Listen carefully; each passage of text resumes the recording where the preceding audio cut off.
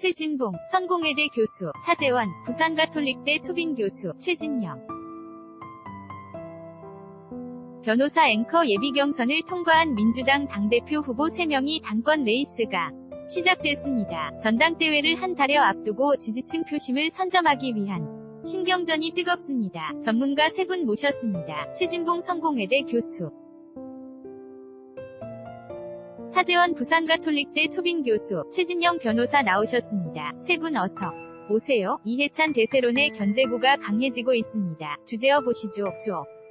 금 전에 송영길 후보 이름이 송영무라고 나갔는데 송영길 후보라고 정정하게 씁니다. 양해 부탁드리겠습니다. 최 교수님, 지금 당권 경쟁이 상당히 아오르고 있는데 이해찬 후보를 향해서 견제구가 세지고 있습니다. 송영길 후보가 세대교체해야 된다라고 얘기를 했습니다. 인터뷰. 왜냐하면 본인이 제일 젊거든요. 거기서. 그리고 송영길 후보 같은 경우 지금 현재 젊은 층의 표심이라든지 아니면 여성의 표심, 이런 부분을 끌어모아야 하는 상황이거든요. 대세론을 깨기 위해서는 결국 세대교체론을 갖고 나올 수밖에 없다. 지금 현재 이해찬 후보 같은 경우에 친문, 친노 좌장이라고 불리면 서 대세론으로 밀고 나가려는 상황 아니겠습니까? 그런 상황에서 브레이크를 걸려고 하면 본인이 세대교체에서 구시대를 해결하고 새로운 시대로 가야 한다. 이런 주장을 할 수밖에 없는 것이고요. 송영길 후보가 강점이라고 하는 것이 결국은 저런 점 아니겠습니까? 뭔가 새로운 변화, 혁신의 아이콘으로서 자신을 자리매김하는 것이 결국은 지금의 두 사람의 구도, 이견 고한 구도를 깰 수 있는 하나의 방법이라고 봅니다. 그러니까 이해찬 후보, 나 김진표 후보나 사실은 친문으로 분류가 되기 때문에 이 두 사람의 견고한 어떤 지지세를 파고들기 위해서는 세대교체론을 끌고 나오는 것이 본인한테 유리하다고 판단했을 가능성이 높다. 이렇게 보여집니다. 앵커 민주당이 젊어지려면 내가 돼야 된다. 세대교체를 해야 되기 때문에 이해찬보다는 나다. 이게 송영길 후보 주장인데 제가 오늘 찾아보니까 이해찬 후보가 뭐랄 만합니다. 지금 세대교체 이야기가 나올 정도로 나이가 많으신 것도 아니던데요. 인터뷰. 오히려 김진표 의원이 이해찬 의원보다 한 5살 정도 나이가 많습니다. 앵커 71세신 거죠? 인터뷰. 그렇습니다. 그 반면 이해찬 의원 같은 경우 7선이지만 현재 연세가 66세입니다. 앵커 6세면 요즘 한창이잖아요. 인터뷰. 청춘이시죠? 그럼에도 불구하고 국민들이 느끼는 이해찬 전 총리에 대한 개념은 정말 우리나라의 원로 중의원로 이 정도로 인식을 하고 있기 때문에 정치 같은 경우에는 실체도 하지만 보이는 것이 굉장히 중요하지 않습니까? 그와 같은 강성 이미지. 어떻게 보면 노회한 이미지, 이런 부분을 어떻게 희석시키고 젊은 층에게 다가갈지. 물론 이해찬 의원 같은 경우는 이른바 문재인 대통령을 지지하는 부엉이 모임의 대장 부엉이다라고 하면서 대세론을 지금 얘기를 하고 있습니다마는 지금 최근에 있어서 건강 이상설이라든가 이런 부분에 있어서 말씀을 하신 것처럼 젊은데도 불구하고 연세가 든 그런 이미지 때문에 상당히 곤혹스러워하는 그런 눈치인 것 같습니다. 앵커. 그래서 이해찬 후보도 자들이 자꾸 나이 얘기를 하니까 내가 알고 보면 생각보다 나이가 많지 않다. 이렇게 답변을 했습니다. 인터뷰. 그렇죠. 이해찬 의원 입장에서는 조금 억울한 측면이 분명히 있습니다. 그런데 사실 이 3명이 후보를 놓고 본다고 하면 이해찬 의원이 상당히 정치에 입문하신 지 오래됐죠. 8년 13대 총선 때 등원하셔서 많은 분들이 지금 기억을 갖고 있겠습니다. 많은 88년 13대 총선 때 광주청문회, 오공청문회 때 아주 유명한 초선 위원으로 날렸던 분이거든요. 벌써 30년 전이 이야기니까 아무래도 이해찬 의원한테는 그때의 영광이 지금은 약간 정치적인 빛이 바래는 그런 측면이 분명히 작용하고 있는 것이죠. 그러나 본인 말씀대로 나이가 많다고 해서 혁신적인 사고를 못하는 건 아니라는 것이죠. 보이는 건 그렇기 때문에 본인은 그런 핵심적 사고도 갖고 있고 무엇보다도 강력한 리더십을 갖고 있다. 그래서 자신이 할 수 있는 게 뭐라고 얘기를 합니까? 어제 이야기 했지 않습니까? 20년 집권 토대를 나는 만들 수 있다. 그 일은 나만 할 수 있다. 왜? 산전수전 다 겪어봤고 총리도 해봤고 당대표도 해봤고 모든 걸 다 해봤으니까 나만이 할 수 있다는 그런 이야기를 또 할 수 있는 또 그런 위치에 있는 것도 사실이죠. 앵커 지금 보시는 것처럼 송영길 후보 이렇게 얘기했습니다. 지단에서 은바페로 가야 된다. 세대교체. 으니까 프랑스가 우승한 거다라고 했는데 그러면 본인은 은바페라는 이야기잖. 아요. 인터뷰. 그렇죠. 본인이 은바페라는 얘기죠. 지단은 두 분인 거. 이고 결국 그런 건데 프랑스가 사실은 이번에 승리한 게 은바페의 능력이랄. 이런 부분이 엄청난 효과를 발휘했죠. 그런 부분에서 본다고 하면 대교체가 필요하다고 이야기하는 겁니다. 그러니까 송영길 후보 입장에서는 사실 그 부분 가지고 강력하게 각을 세울 수밖에 없어요. 두 사람과 비교해서 사실 가장 두드러지게 나타날 수 있는 부분이 그런 부분이라고 볼 수 밖에 없는 것이니까 송영길 후보 입장에서는 혁신하는 당, 그 다음에 당을 개혁해야 된다라는 그런 모습 그리고 새로운 모습을 변모하는 그런 당의 모습으로 가기 위해서는 본인이 적임자라고 이야기하는 것이고 또 하나는 젊은 층이나 아니면 새로운 세대 이런 분들한테 지지를 끌어내기 위한 나의 방법이라고 봅니다. 그건 사실 친문이든 비문이든 관계없이 지지하는 사람들 입장에서는 뭔가 당이 변화된다고 판단하게 되면 송영길 후보를 지지할 수 있지 않겠습니까? 그런 차원에서 송영길 후보는 권리당원이나 아니면 대의원들 중에 친문, 비문 이런 걸 떠나서 정말 당이 세대교체가 필요하다고 주장하는 사람들 입장에서는 송영길 후보를 밀 수 있는 어떤 여지를 만들어내기 위해서 그런 주장을 계속하는 게 아닌가 이런 생각이 듭니다. 앵커 차 교수님, 물론 세대교체가 힘을 받으면 송영길 후보가 유리할 것 같고요. 하지만 많은 언론이 분석할 때는 이 강론을 펴고 있습니다.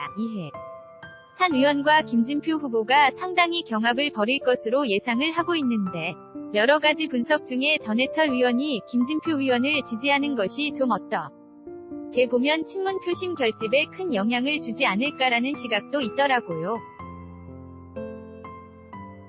인터뷰. 그렇죠. 전해철 의원은 소위 말하는 삼철 중의 한 분 아닙니까?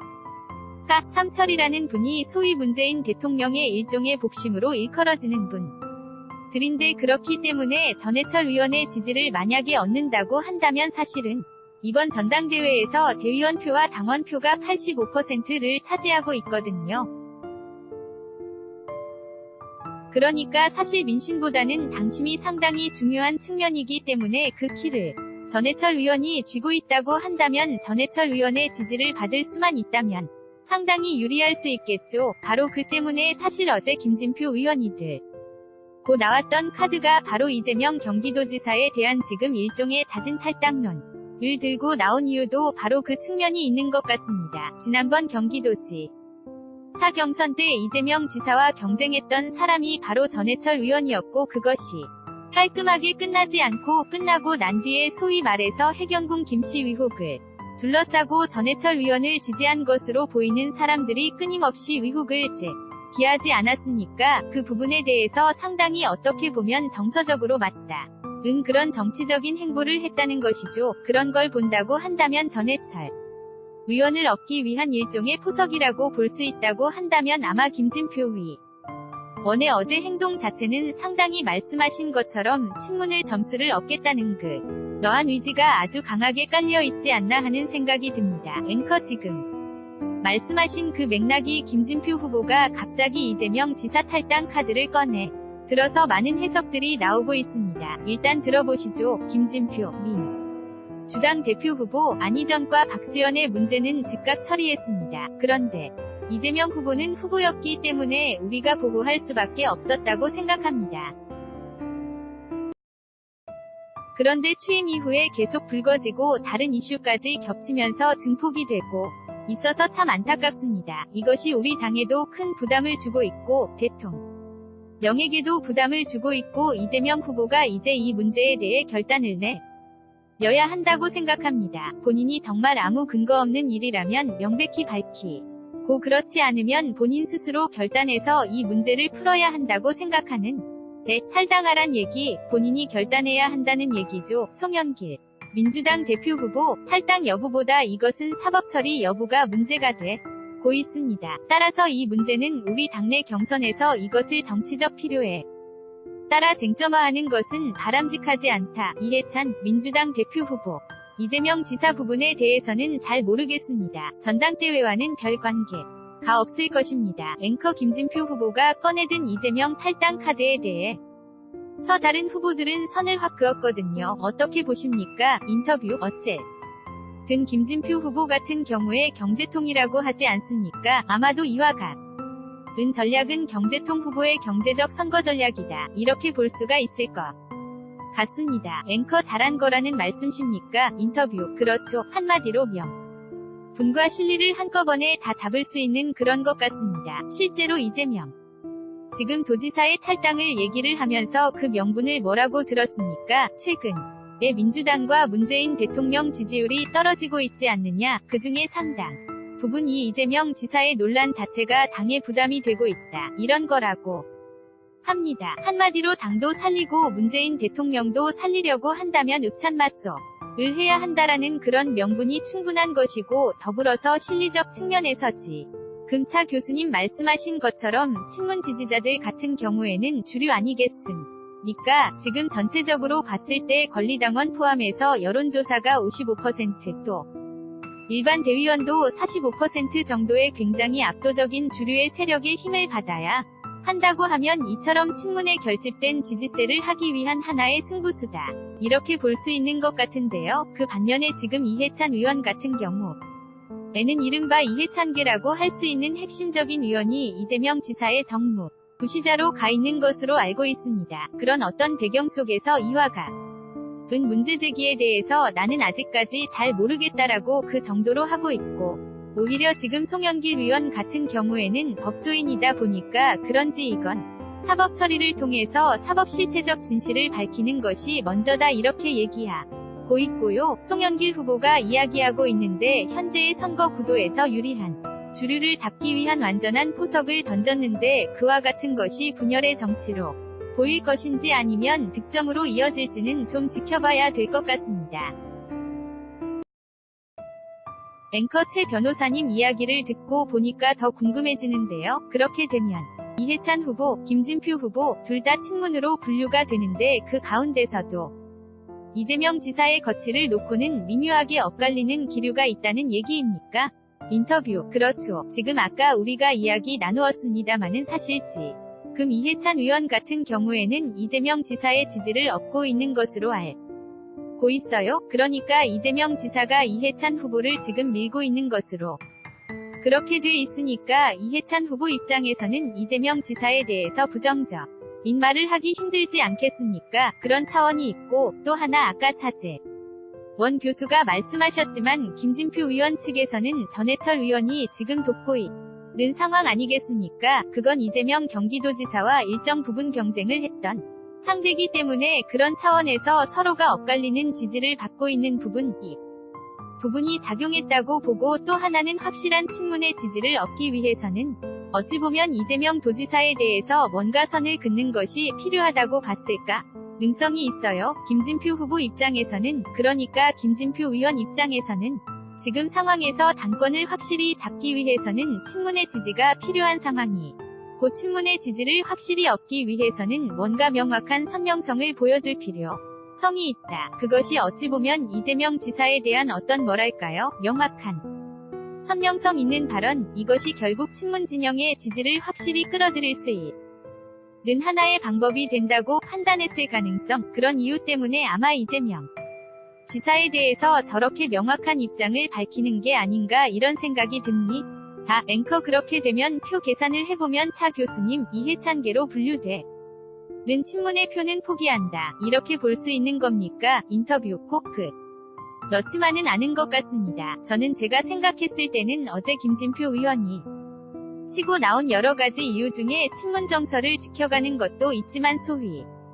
말하는 어데이 프레임을 흔들어보자. 어데이가 뭡니까? 어차피 대표는 해찬이라는 프레임 자체를 어차피 그 프레임을 깨보자는 겁니다. 쉽게 말하면 지금 여러가지 어데이 프레임 자체가 김진표 후보가 약간 뒤처지는 듯한 모습, 그렇기 때문에 본인이 공격적으로 치고 나가보자, 그래서 판을 흔들어보자는 생각이 분명히 있는 것이죠. 그리고 또 하나는 김진표 후보 하면 뭔가 경제만 이야기하면서 조금 유약한 관리 형태의 표 이미지가 있는 게 사실이거든요. 저분이 할 말은 하네. 상당히 뜨거운 감자인데 분을 먼저 치고 나가네. 이렇게 한다고 한다면 이해찬 의원 쪽의 리더십을 믿고 조금 쏠리려고 하던 친문 지지층들도 자기 쪽으로 끌어올 수 있다고 생각을 한 것 같아요. 그래서 만약 이 전략이 먹힌다고 한다면 이해찬 지지층도 자기 것으로 가져올 수 있다는 계산을 아마 했음직하지 않나 생각합니다. 앵커 어데이, 어차피 대표는 이해찬, 이거 프레임 내가 깨보겠다.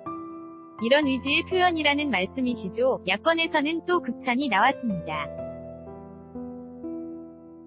함께 보시죠. 하태경 의원, 또 때를 놓치지 않고 김진표는 참정치의 귀감. 이런 칭찬은 처음 보는 것 같습니다. 하태경 의원이요? 다른 지역도 아니고 경기도 지역의 김진표 의원이 이재명 경기지사의 탈당을 촉구했다. 만시지탄이지만 김진표 의원 진영보다 양심이 앞서는 참정치의 귀감이 될 것이다. 이재명 지사에 대한 여러 폭로를 함께했던 하태경 의원이 김진표 참정치의 귀감이다 이렇게 했습니다. 그러고 보니까 경기도 지역이네요. 인터뷰. 그렇습니다. 실제로 지금 김진표 의원 같은 경우에는 지난번 남경필 지사와의 한판에서 아주 1%도 채 되지 않은 미세한 차이로 졌죠. 그만큼 지분이 있다는 것인데 경기도에 대고 지금 그와 같은 얘기를 했다. 는 것은 그만큼 정치적 비중을 높이 살 수밖에 없는 그런 상황인데요.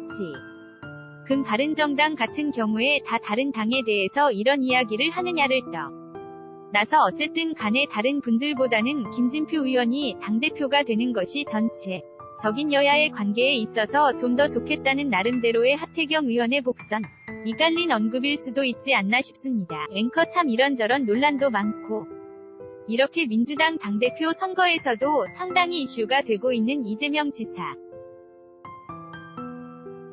얼마 전 언론 인터뷰에서 이런 얘기를 했습니다. 함께 보시죠. 최근의 상황에 대한 나름의 분석입니다. 힘 있는 강자들은 나를 싫어하는 것 같다. 라고 했습니다. 권력 있는 사람들이 규칙을 지키도록 하고 지키지 않으면 처벌을 받도록 하겠다. 내 원칙이 이렇다 보니까 힘 있는 강자들이 나를 싫어하는 것 같다라고 했습니다. 코를 납작하게 하겠다라는 각오도 밝혔습니다. 여배우 스캔들, 조폭 연루설 전혀 사실이 아니다라고 하면서 이런 스캔들 제기하는 이들 도정에 집중하지 못하도록 하는 게 목표겠지만 나는 충실하게 도정에 매진하겠다. 저들, 그러니까 음의 세력의 코를 내가 납작하게 만들겠다. 이렇게 반박했습니다. 최 교수님, 힘 있는 강자가 누구입니까? 인터뷰. 힘 있는 강자는 제가 볼 때는 이재명 지사 입장에서는 이런 거죠. 정치 권력을 잡고 있는 사람들, 이렇게 보는 것 같아요. 그러니까 더 세부적으로 얘기하면 본인을 공격하는 사람들, 이렇게 얘기하는 게 더 맞겠죠. 실질적으로 지금 본인을 힘없는 사람의 대표주자로 규정짓고 본인을 공격하는 사람은 정치적 이권을 가지고서 본인을 정치적으로 공격하는 것이다라고 하는 프레임을 만들기 위해서 저렇게 얘기하는 겁니다. 그러니까 다시 말씀드리면 지금 제기되고 있는 여러 가지 의혹들은 결국 정치적인 비난과 정치적인 어떤 공격을 받고 있는 것이지 이게 본인이 그런 잘못된 일을 해서 이런 공격을 받고 있다고 보지 않는 거죠. 그 말은 결국 다시 얘기하면 본인은 권력 있는 사람들한테 늘 날선 비판을 했고 그들이 권력을 제대로 사용하지 못했을 경우 따끔하게 혼내주는 그런 이미지를 갖고 있기 때문에 결국 그것이 싫어서 권력 있는 사람들이 본인을 공격하고 있다. 즉 본인은 정치적 희생양이다. 이렇게 지금 본인의 지금의 상황을 정지음으로써 지금 의혹이 일고 있는 여러 가지 여배우 스캔들이나 아니면 조폭 연루설 이런 부분들이 다 사실이 아니고 이건 정치적으로 본인을 음해하려는 세력들, 특히 정치적인 강자들에 의해서 지금 공격을 당하고 있는 거다. 이렇게 얘기하면서 본인의 지지층들을 끌어모으고 지지층이 떠나는 분을 방지하고 막으려고 하는 의도를 갖고서 그런 표현을 쓴 게 아닌가 생각합니다. 인터뷰. 다만 저는 약간 생각을 달리해서 생각해보는 것이 지금 1000만 명이 넘는 경기도의 도벽을 막고 있는 그분이 힘있는 강자가 아니면 누가 강자입니까? 여전히 본인은 약자이고 마이너이고 그런 각이 있다는 것 자체가 좀 일반 시민들이 보기에는 적절한 언급이었는가라는 생각이 들지 않을 수밖에 없는데요. 지금 당내에서조차도 이와 같은 의혹이 있는 상황 속에서 탈당을 압박하는 것까지도 있는데 본인은 아무런 책임이 없다. 그리고 오히려 그런 규칙을 지키지 않으면 처벌받도록 하겠다. 약간의 유체이탈 화법이 느껴지는 부분이 없지 않기 때문에 이 부분에 대해서 지속적인, 벌써 이미 경기도하고 경남에는 고소고발 사건에 대해서 계속 압박이 지금 들어오고 있는 상황 속에서 초기에 그런 개혁을 제대로 이루어나갈 수 있을지 염려하는 시각도 없지 않은 것 같습니다. 앵커 그러니까 힘있는 강자라고 하면 스스로도 힘있는 분인데 이런 얘기 적합하지 않다라고 하셨는데 더 힘있는 강자를 얘기하는 것 같기는 한데 어떤 구도로 몰고 가려는 게 눈에 보입니다. 어떻게 보십니까? 인터뷰. 그렇죠. 본인 스스로 억울한 정치 희생자라는 프레임으로 규정을 하는 것이죠. 그렇기 때문에 자신에게 오는 여러 가지 의혹 자체가 상당히 근거 없고 그것은 불순한 정치적 의도를 갖고 이재명의 정치적 승승장구를 가로막으려는 상당한 의도를 갖고 공격하고 있다는 것을 이야기하는 것이죠. 그럼에도 불구하고 절대 이재명은 꺾이지 않을 거야. 앞서 이야기했듯이 폐륜 논란, 여백, 스캔들 이런 것에도 불구하고 나는 모든 걸 다 겪고 지금 천만의 도정을 총책임지는 자리까지 왔다. 그래서 이번에 나는 제대로 된 도정을 통해서 다음 단계 한 단계 더 올라갈 것이다. 그렇기 때문에 함부로 한테 시비를 건 사람들은 따끔한 맛을 보여주겠다는 것이 바로 코를 납작하겠다는 뜻이 있거든요. 강한 정치적 경고인 거죠. 과연 이것이 본인의 말대로 될지 안 될지 모르겠습니다마는 본인이 나름대로 이렇게 자신하는 이유 중이 하나는 자신을 둘러싸고 있는 여러 가지 의혹들이 있지만 결정적인 한 방이 없다. 스모킹건이 없다고 본인은 판단하고 있고 본인 입장에서는 충분히 이걸 헤쳐나갈 수 있다. 그리고 본인 스스로도 자신을 둘러싼 의혹 자체에 대해서 나는 자유롭다는 그런 자신감도 깔려있는 것 같습니다. 앵커 간략하게 어쨌든 지금 당대표 후보들 사이에서도 탈당하라 마라 말이 나오기 시작했잖아요. 지금 수사가 계속 진행되고 계속 뉴스는 나오고 논란은 커질 텐데 당 지도부에서는 어떻게 판단을 할까요? 인터뷰. 제가 볼 때는 수사가 마무리되기 전까지는 탈당을 하라고 당 지도부는 얘기하지 않을 겁니다. 왜냐하면 지금 현재 수사 결과도 나오지 않았는데 무조건 당하라 하는 것이 도덕적으로 책임을 지는 부분은 있을 수 있겠지만 본인이 알아서 나가는 거야 뭐라고 할 수 있겠습니다마는 당 지도부가 이걸 윤리위원회에 회부한다거나 아니면 그럴 가능성은 낮다고 봐요. 왜냐하면 본인이 적극적으로 본인은 아무런 죄가 없다고 이야기하고 은혜라고 얘기하고 정치적 희생양이라고 이야기하고 있는 상황에서 당이 나서서 이재명 도지사한테 그러면 탈당해라 이렇게 얘기하기에는 지금은 어려운 상황이다. 다만 법적으로 어떤 결과가 나왔을 때 그러고 나서는 당이 어떤 결정을 할 수 있을 것 같아요. 그러나 법적 결과가 나오기 전까지는 당 입장에서는 탈당을 야기하기에는 이르다 이런 생각이 듭니다. 앵커 이재명 지사 이야기대로 말 힘있는 강자들이 유독 싫어하는 것인지 아니면 본인의 책임인 것인지 이건 좀 수사 결과를 저희가 지켜보도록 하겠습니다. 한국당 얘기를 해보도록 하겠습니다. 김병준 위원장 노무현 정신을 얘기했었는데요. 오늘은 하마을을 갔습니다. 함께 보시죠. 자유한국당 비상대책위원 장 권 여사님 만날 때 어떤 말씀하셨습니까? 정치적인 이야기. 나 그런 건 없고 중국 갔다 오신 이야기 듣고 한국당을 위해 섰다. 로 하신 이야기는 열심히 잘하라고 한국당 비대위원장으로 봉하마을 오셨는데 소감은 어쨌든 우리 국민 모두가 말하자면 정말 다 함께 새로운 세상을 만들어갔으면 좋겠다는 그런 생각을 해봤습니다. 당내에서는 오늘 참배에 대해 비판의 목소리가 나오는데요. 충분히 나올 수 있다고 생각합니다. 그러나 결국은 우리 사회가 어쨌든 통합을 향해서 가야 하고 또 그 다음에 힘을 모아서 우리 국가를 새롭게 해나가야 하는 상황이니까 그런 점에서 이해를 해주셨으면 합니다. 앵커 봉하마을을 가서 통합을 얘기했네요. 어떤 의미일까요? 인터뷰. 그렇습니다. 실제로 한국당이 봉하마을까지 가서 참배한 케이스는 벌써 몇 년 전인 것 같습니다. 최근가 지 한국당 의원들이 간 적이 아마 제 기억에도 굉장히 오래된 것 같은데.